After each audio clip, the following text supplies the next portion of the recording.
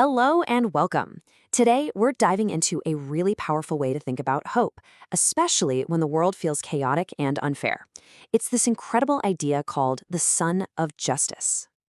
I mean, it's a question we all ask ourselves, right? You turn on the news, you scroll through your feed, and it's just so easy to feel this sense of despair, like the scales are permanently tipped in the wrong direction.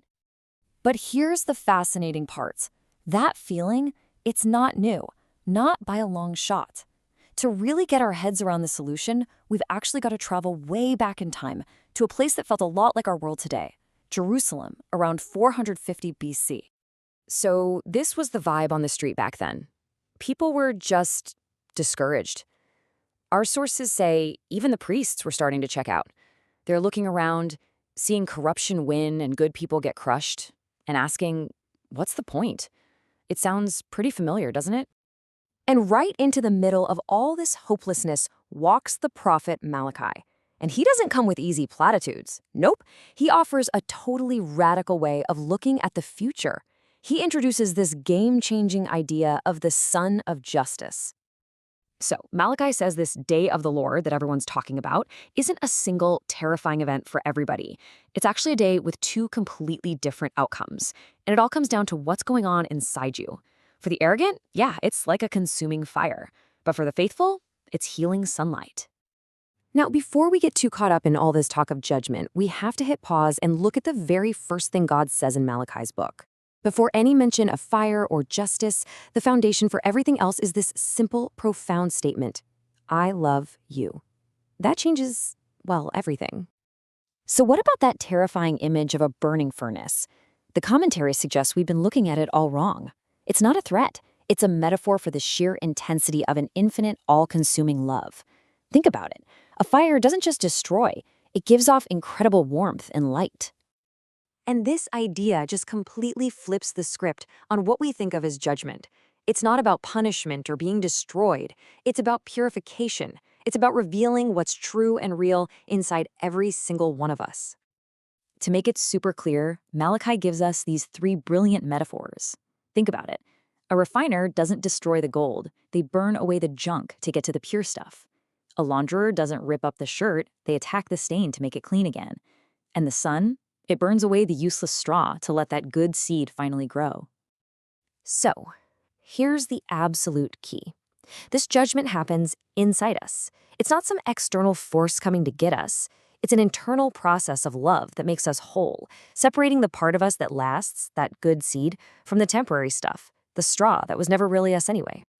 Okay, so if that's the divine promise, what about us? What's our role on the ground while we wait?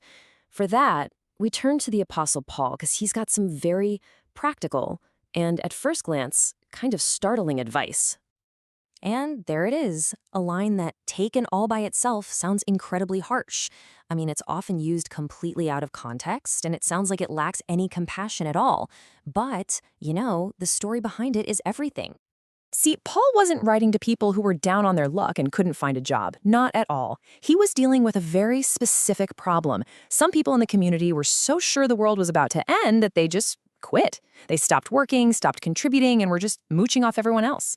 Paul's basically saying, hey, waiting for God's kingdom doesn't mean you stop building it.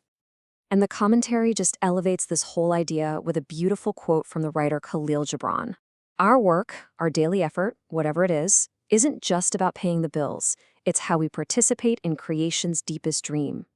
It's how we make our love for the world, for each other, real and tangible. So, we have a promise of purification from God. We have a role to play through our work. But what's the mindset? What's the attitude we need to hold all this together, especially when things get really crazy? For that, we've got to look at the Gospel of Luke. His disciples ask him the million-dollar question, the one everyone wants to know. When? When is all this going to happen? And Jesus does something amazing. He completely sidesteps the question about timing and instead gives them a practical strategy for how to live through it. You see, his strategy isn't about prediction. It's about posture. It's a call to stay grounded. Don't fall for the hype. Don't give in to terror. See challenges as a chance to show what you're made of and trust that you'll have what you need when you need it. And it all comes down to that one final crucial instruction. And this right here, this is the key. Perseverance isn't just about gritting your teeth and surviving. It's how you save your true life, your soul, your core self. The secret isn't knowing the future. It's having the endurance, the steadfast hope, to walk right through it. So when you put it all together, this incredible promise of purification, this call to meaningful work, and this strategy of perseverance, what's the one foundational belief that makes it all possible? What's the secret sauce? This. This is it. The commentary brings it all home with this powerhouse statement from St. Paul. The ultimate secret, it turns out, isn't a secret at all. It's the absolute certainty that nothing, not war, not disaster, not chaos, not even death, can break our connection to a love that is always, always working to heal and restore us. Now that is a hope that's built to last.